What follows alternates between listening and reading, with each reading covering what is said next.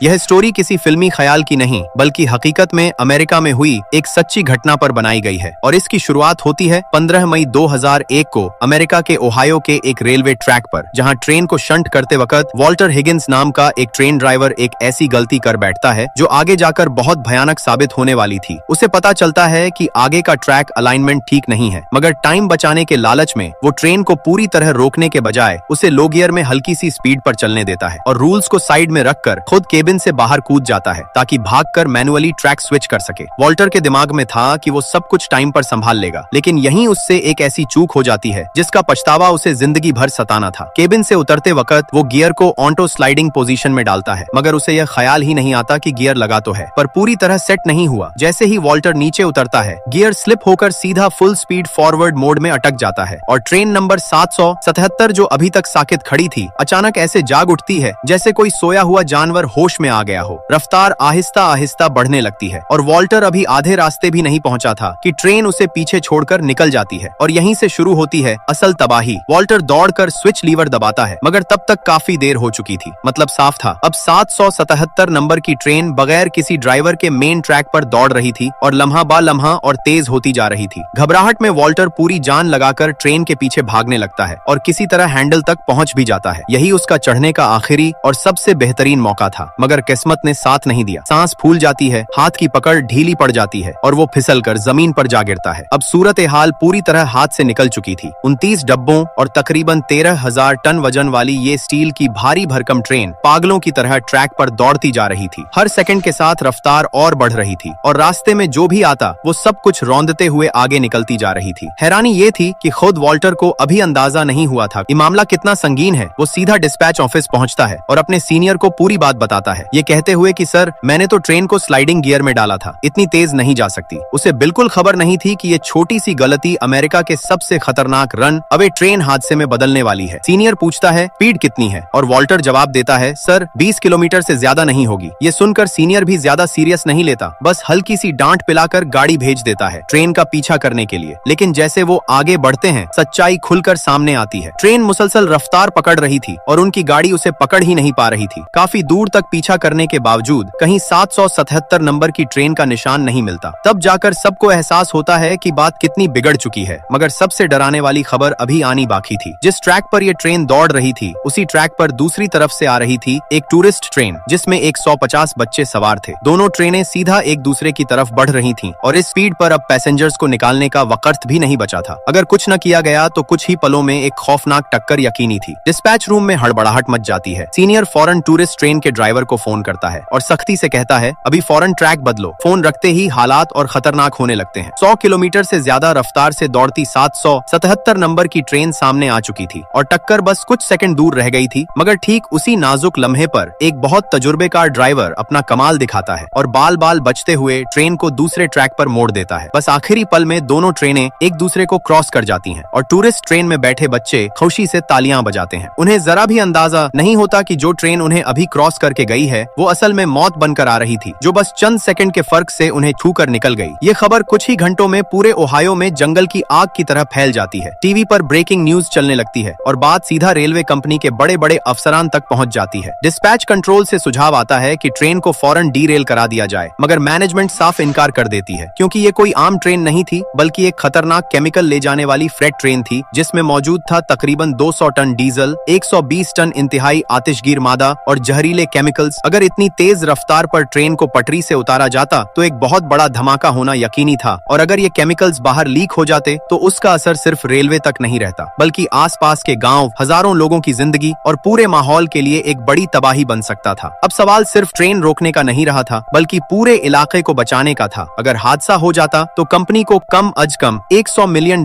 सिर्फ माहौलियाती नुकसान के जुर्माने के तौर पर देने पड़ते और साथ ही कंपनी के शेयर्स भी सीधे गिर जाते। यही सोचकर ऊपर बैठे लोग बगैर किसी कोशिश के इतना बड़ा नुकसान मानने को तैयार नहीं थे। फौरन एक इमरजेंसी मीटिंग बुलाई जाती है और थोड़ी ही देर में एक खतरनाक प्लान तैयार किया जाता है। प्लान ये था कि एक इंजन को आगे की तरफ धीमी रफ्तार से चलाया जाए ताकि पीछे से आती 777 नंबर की बेकाबू ट्रेन उससे टकराए और टक्कर की ताकत से उसकी रफ्तार कम की जा सके। ये तरीका बहुत ही खतरनाक था, तकरीबन खुदकुशी जैसा मिशन, मगर इस काम के लिए चुना जाता है एक तजुर्बेकार और बुजुर्ग इंजीनियर जेरल्ड मिचेल को। जेरल्ड को पता था कि ये काम उसकी जान ले सकता सकता है, मगर फिर भी वो अपनी जान दांव पर लगाकर इस मिशन के लिए तैयार हो जाता है। एक के बाद एक कई जबरदस्त टक्करों के बाद आखिरकार फर्क नजर आने लगता है। 777 नंबर की ट्रेन की रफ्तार जो 100 किलोमीटर से ज्यादा थी, वो कम होकर तकरीबन 60 किलोमीटर प्रति घंटा पर आ जाती है। मगर खतरा अभी भी टला नहीं था। अब प्लान के दूसरा हिस्से की बारी आती है। हेलीकॉप्टर के जरिए एक ड्राइवर को चलती ट्रेन पर उतारा जाता है ताकि वो केबिन में जाकर कंट्रोल संभाल सके। मगर जैसे ही वो केबिन में कदम रखता है, दोनों इंजनों के बीच एक और जोरदार टक्कर हो जाती है। टक्कर इतनी शदीद थी कि वो ड्राइवर हवा में उछलकर बाहर जा गिरता है और बेहोश हो जाता है। इस तरह मिशन का ये हिस्सा पूरी तरह नाकाम हो जाता है। मगर जेरल्ड मिचेल हार मानने वालों में नहीं था। उसे दूर एक मेंटेनेंस प्लेटफॉर्म नजर आता है और वहीं से वो अपनी जिंदगी का सबसे खतरनाक दांव खेलने का फैसला करता है। सालों का तजुर्बा पर भरोसा करते हुए वो कोशिश करता है कि किसी तरह 777 नंबर की ट्रेन को साइड ट्रैक की तरफ खींच लिया जाए ताकि वो मेन लाइन से हट जाए। मगर भले ही रफ्तार थोड़ी कम हो गई थी, फिर भी इतना वजन इतनी छोटी इंजन के लिए खींचना मुमकिन नहीं था। ये खतरनाक कोशिश न सिर्फ नाकाम होती है, बल्कि जेरल्ड का इंजन कंट्रोल खोकर पलट जाता है और वो शख्स जिसकी रिटायरमेंट में सिर्फ 2 महीने बाकी थे, अपनी ड्यूटी निभाते हुए जान दे देता है। उधर 777 नंबर की ट्रेन फिर से रफ्तार पकड़कर कुछ ही पलों में दोबारा 100 किलोमीटर से ज्यादा पर पहुंच जाती है और एक बेकाबू ताकत की तरह आगे दौड़ने लगती है। पूरा ऑपरेशन मुकम्मल तौर पर नाकाम हो चुका था। नतीजा एक मौत और एक शदीद जख्मी शख्स। अब कंपनी का मैनेजमेंट मजीद रिस्क लेने की हिम्मत नहीं करता और आखिरकार पहले वाले प्लान पर वापस आता है। आगे एक छोटे से कस्बे के पास डीरेलमेंट डिवाइस लगाई जाने लगती है। पुलिस फौरन हरकत में आती है। आसपास रहने वालों को महफूज जगह पहुंचाया जाता है। मीडिया वाले ट्रेन के साथ साथ लाइव कवरेज देने लगते हैं। अब हर तैयारी मुकम्मल हो चुकी थी। अगला कदम या तो